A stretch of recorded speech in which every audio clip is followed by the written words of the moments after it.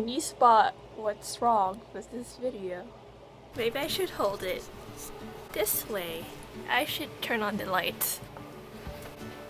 Why is this part cut off? There you go. Better angle. Is that my toilet in the background? I should try putting on something more flattering for the camera. Or at least get out of my pajamas. I think I need to clean up the background a bit. Maybe I should wash my face too. Putting on my face, I'm adding some lighting equipment. Huge difference for the studio lighting.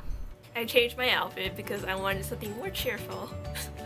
This is my selfie stick. It turns into a tripod. And you can put your smartphone or your camera on this. And you can take pictures using this button over here. I've just recently upgraded to the Samsung NX Mini and it's working out great for me. It comes in different colors.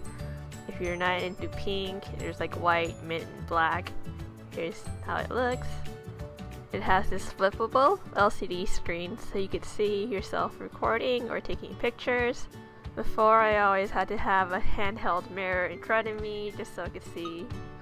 Now, with the LCD screen, it's so much easier.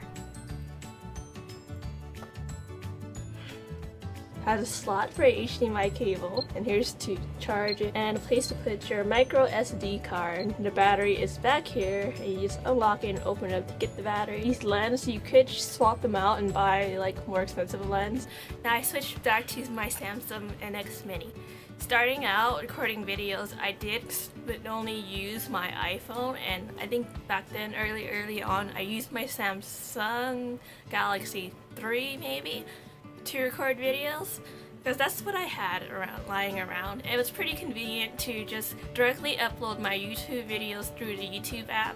The only thing I don't really like about using an iPhone to record video is like how limited like the space is in here. This is like an 8GB phone or something, and when you record how-to videos like baking videos, that could get pretty big and long.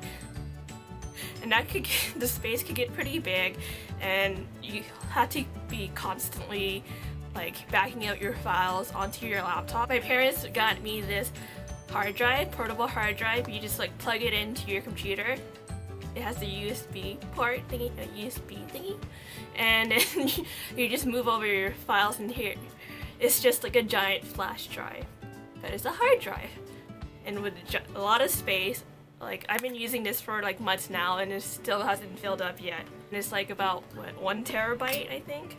If you want to start recording videos and you have the option to choose between an Android or iPhone, I would go with Android because it does have the SD card option to make the space bigger that the iPhone does not have.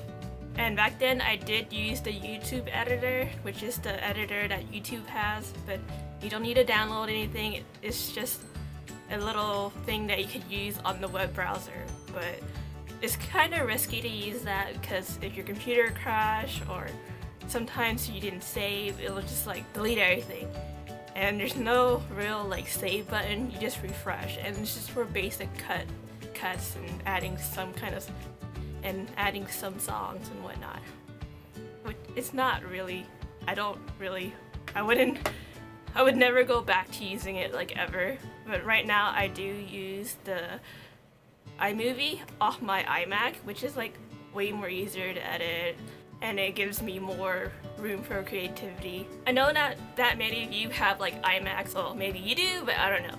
But if you have maybe like a Windows computer and you want a video editing software that might be decent, I did use Windows Movie Maker before, but it wasn't that great, and it looked like something that came out in 1998, and I couldn't really get the hang of it. And I just did like basic cutting, music, transition stuff on there.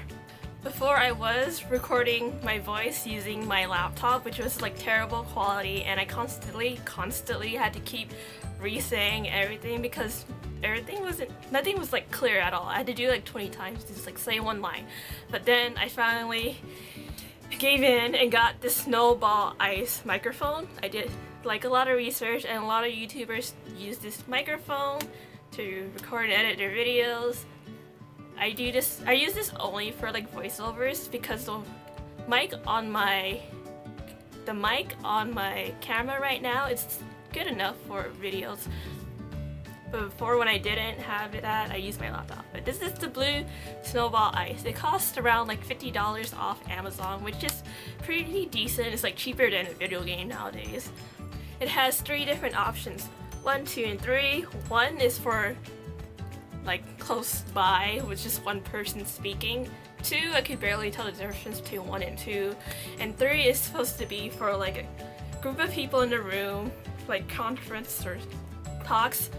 And you just place it in the center and you should be able to hear people around the room, but I haven't really tested it out that much because it's only me making videos. You had the choice to adjust the stand, make it taller or shorter.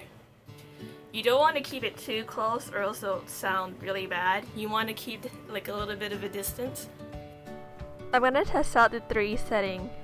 Settings 1, Settings 1, Settings 2, Settings 2, Settings 3, Settings 3.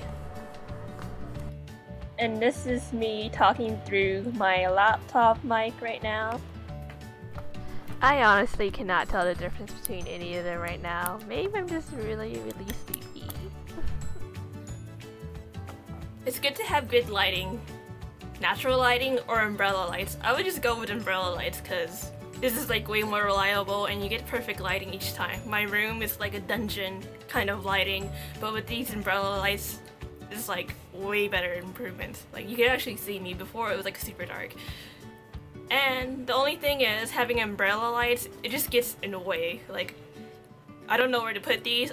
If I'm done with them, I have to like break them up, put them apart, but it did come with a little duffel bag. I got the Cowboy studio lighting. It was around like $45. Not that bad of a price.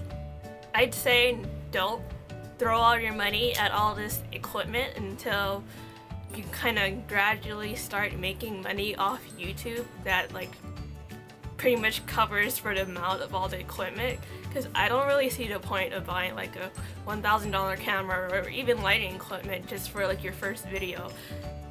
It's more about the content and rather like, oh my face is so clear, or like, oh look at this lighting, oh look how HD it is. Like, most people should be able to just edit off their phone. Like, it already has like 180p on here. If you're facing this way, it's 180p, but I think if you face front-facing camera, the resolution gets smaller. Do your best to record mostly with this part. Since I make how-to cooking videos, I try to be as detailed as I can and try to make the instructions very clear, and I take a lot of pictures and shots. I even do step-by-step photos with all the pictures I've taken. Try to record videos of things you're actually good at. If it's like an instructional video, people will go kind of mad down in the comments that you're doing it wrong. Well, you don't have to be like super pro at what you're doing, but you just have to be decent enough for it to not be like, what the f are you doing? Background music, it needs to be background music. It can't be like super loud and like overwhelming your voice, or it should sound kind of faint. And there's background noise from like outside a house or anything. Try to film when you don't hear all that. I film my videos in like the dead of the night when everybody's asleep, so I could avoid them like walking back around in my kitchen and they won't like try to take up space in the kitchen and cook something themselves. So I hope this video was useful for those of you that are thinking about starting a YouTube channel or already have a YouTube channel and want to spruce things up. Thank you for watching. Please like, comment, and subscribe, and comment down below any questions you have for me. And follow my social media sites down below. And bye!